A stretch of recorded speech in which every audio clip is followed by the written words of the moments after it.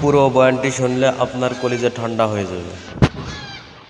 Normal মূল্যহীন কাগজের মধ্যে প্রাইম মিনিস্টারের কলমের খোঁচার কারণে যদি 50 কোটি টাকা দাম হয়, তাহলে যেই মাটিতে রব্বুল আলামিনের নিজের হাতের টাচ লেগেছে, ছোঁয়া লেগেছে, সে মাটির দাম কত?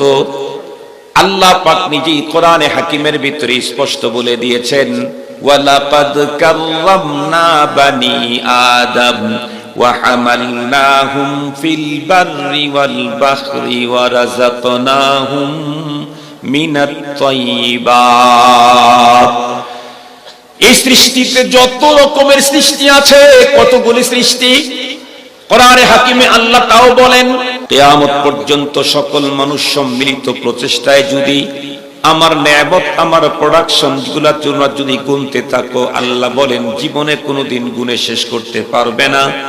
এত বড় সুন্দর উন্নত মানের কত সৃষ্টি, আসমান কত বড়, জমিন কত বড়, গ্রহ নক্ষত্র কত বড়, গ্যালাক্সি কত বড়, বন্ধুরা আমার চন্দ্র সূর্য কত বড়, কিন্তু রব্বে করিম এগুলার কাউকে বন্ধুরা আমার শ্রেষ্ঠত্ব দেন নাই। শ্রেষ্ঠত্ব দিয়েছেন ওই মাটির তৈরি মানুষটাকে। তো রব সিদ্ধান্ত নিলেন, তো সর্বপ্রথম তৈরি করলেন মানব আত্মা। মানব আত্মাকে যে তৈরি করলেন, একটা দিনে একটা টাইমে সব বংশের আত্মা তৈরি করছেন। আদম আলাইহিস সালামের আত্মা যখন তৈরি, আমার আত্মাও তখন তৈরি।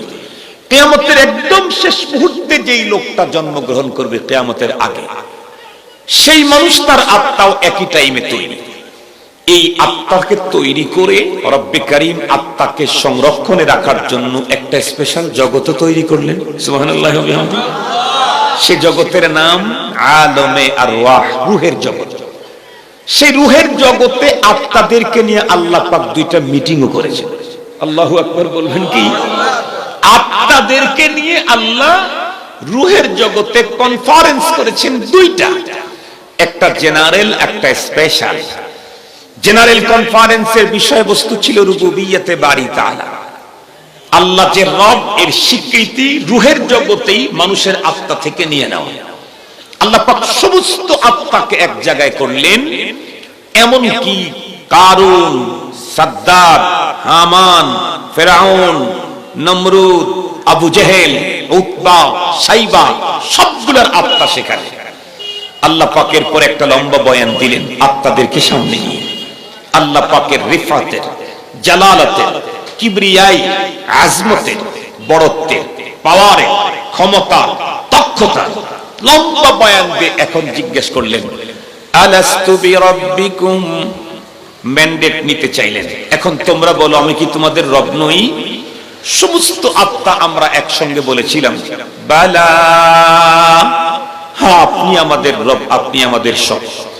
এরপরে রব্বুল আলামিন crore crore million, billion, trillion trillion আত্মার মধ্যে কিছু আত্মাকে আল্লাহ নিজে ইন্তেখাব করলেন, নিজে বাছাই করলেন।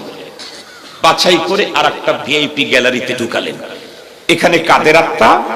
শুধু নবী এবং রাসূলদের আত্মা। আর কোন আত্মা সেখানে ঢোকার কোনো সুযোগই নাই। সেই জায়গাতে আল্লাহ পাক আর একটা বক্তব্য দিলেন, আর একটা স্বীকৃতি নিলেন, নবীদের